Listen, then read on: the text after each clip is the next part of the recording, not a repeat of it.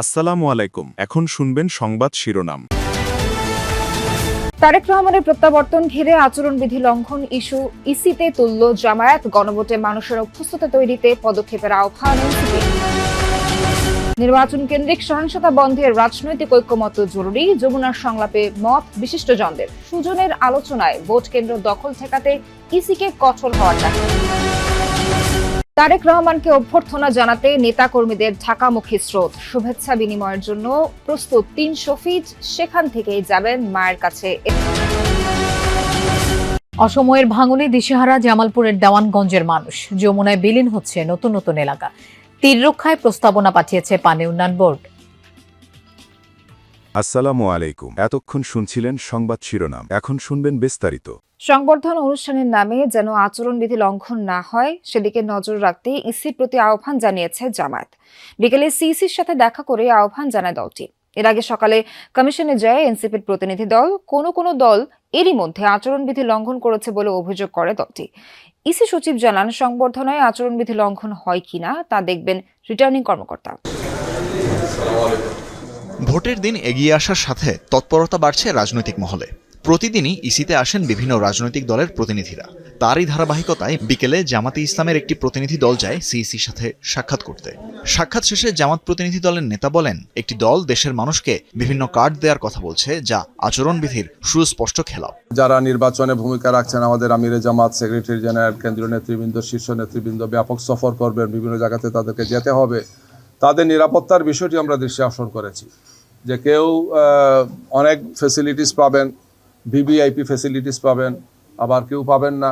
এটা তো level playing ফিল্ডের হলো না। এটা ইসি তো নিরপেক্ষ, ওনারা দেখবেন যে কোন দল কি করে না করে, আচরণবিধি লঙ্ঘন হচ্ছে কিনা, দায়িত্বটা ওনাদের। এর আগে বেলা 12টায় সিইসির সাথে দেখা করতে যান এনসিপির মুখ্য সমন্বয়ক নাসিরউদ্দিন পাটোয়ারি ও যুগ্ম সদস্য সচিব জহিরুল ইসলাম মুসা। সাক্ষাৎ শেষে তারা অভিযোগ করেন, অনেক দল এখনও নির্বাচনী আচরণবিধিমালা মানছেন না।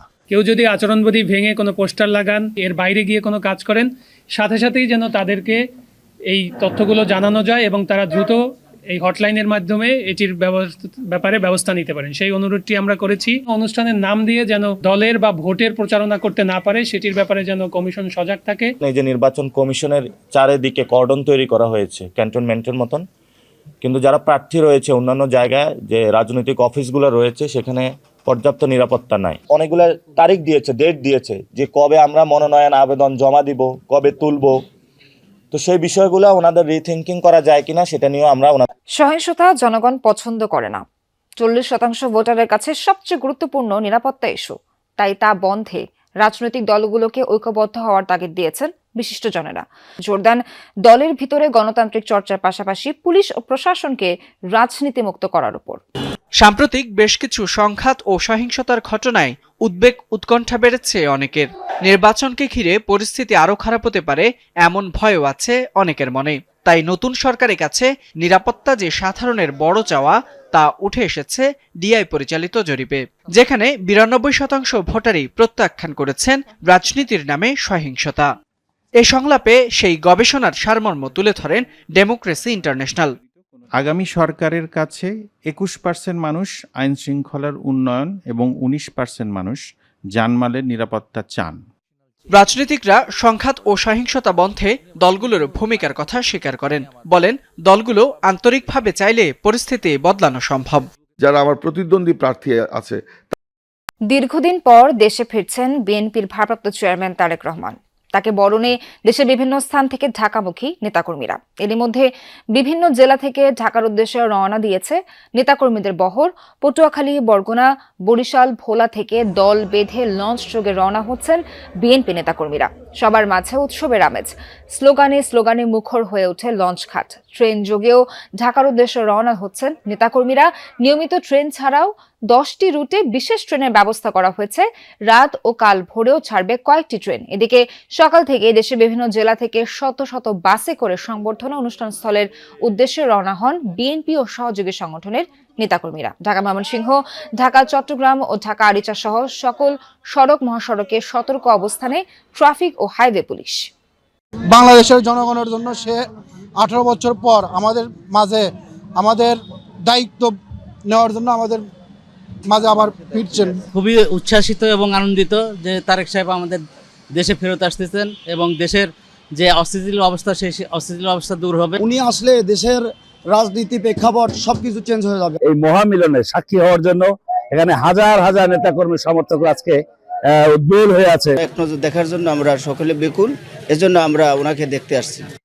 স্লোগানে আনন্দনগরী পূর্বাচল ৩৬ জুলাই এভিনিউ, অর্থাৎ সেই সংবর্ধনা স্থল যেখানে দীর্ঘ অপেক্ষার প্রহর শেষে তারেক রহমান জনতার কাতারে আসবেন এবং তার নেতাকর্মীরা উজ্জীবিত। এরই মধ্যে তারা দেশের বিভিন্ন প্রান্ত থেকে, আপনি জানাচ্ছিলেন যে রওনা হয়েছেন, এরই মধ্যে অনেকেই এসে পৌঁছেছেন ঢাকায়।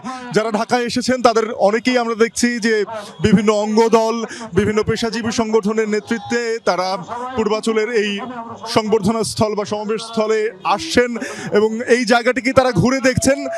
কেউ কেউ আবার অবস্থান নিয়ে রেখেছেন। শুষ্ক মৌসুমে জামালপুরের দেওয়ানগঞ্জ উপজেলায় দেখা দিয়েছে যমুনা নদীর ভাঙন। অসময়ে বাম তীরের ভাঙনে যোগ হচ্ছে নতুন নতুন এলাকা। এতে আতঙ্কিত স্থানীয়রা। নদী ভাঙন থেকে রক্ষায় একটি প্রস্তাবনা বোর্ডে পাঠানো হয়েছে, দাবি পানি উন্নয়ন বোর্ডের। জামালপুরের দেওয়ানগঞ্জের খোলাবাড়ি এলাকার 53 বছর বয়সী বিধবা তাজিনা বেগম 3 বার ভাঙনের পর যমুনার পাড়ে ছিল তার দোচালা ঘর। সম্প্রতি শেষ আশ্রয়স্থলটিও গেছে নদীগর্ভে। এরপর থেকে হাড় কাঁপা শীতে খোলা আকাশের নিচেই কাটছে অসহায় এই নারীর জীবন। শীতের কষ্ট, সেই কষ্ট আর কোনো শেষ নেই। আল্লাহ সরকার সাহায্য করাতে তাহলে আল্লাহ কষ্ট দূরে যাও, আর না করলে এই কষ্ট দূরই হবে না। টানা 2 মাস 2 কিলোমিটার এলাকা জুড়ে ভাঙনে বিলীন হয়েছে শতাধিক বসতবাড়ি ও কয়েক একর ফসলি জমি।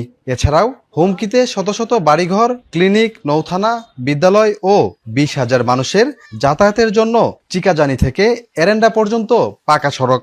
নদী ভেঙে নিল, আমার বাড়ি ঘর দেওয়ার জায়গা জমি নাই, কই থাই শীতের মধ্যে যাওয়ার মতো কোনো অবস্থা নাই। যদিও এখন ভাঙ্গার কথা না, কিন্তু তারপরে নদী এতটাই ভয়ঙ্কর, নদী এখন ভাঙ্গা শুরু করছে। আমাদের এখান থেকে কয়েক কিলোমিটার পশ্চিম দিয়ে অনেক বসত ভিটা ছিল, সেই বসত বাড়িগুলো অলরেডি চলে গেছে। ভাঙন থেকে রক্ষায় রাজনৈতিক ব্যক্তিসহ সরকারের বিভিন্ন দপ্তরে ঘুরেও সুরাহা পায়নি ভুক্তভোগীরা। তাই ভাঙন ঠেকাতে সাময়িকভাবে ব্যবস্থা নেওয়ার দাবি তাদের। খুব তাড়াতাড়ি আমাদের এখানে জিও ব্যাগ দিয়ে নদী ভাঙনটা রোধ করার জন্য আমরা সরকারকে আবেদন জানাচ্ছি। অনেক বাড়ি ঘর বিলীন হয়ে গেছে গা, অলরেডি একটা প্রাইমারি স্কুল ছিল, ওটা বিলীন হয়ে গেছে গা। এখন একটা রাস্তা, অনেক লোকের যাতায়াত, প্রায় 40-50 হাজার লোকের যাতায়াত এই রাস্তা। অনেক জায়গায় আমরা চেষ্টা করছি, অনেক যোগাযোগ করছি, কোনো আমাদের কোনো ফল আসে না এই কাজ, এই চেষ্টায় আমাদের কোনো পদক্ষেপ না, কেউ পদক্ষেপ নেয় নাই। এরই মধ্যে সেই অঞ্চলের 900 মিটার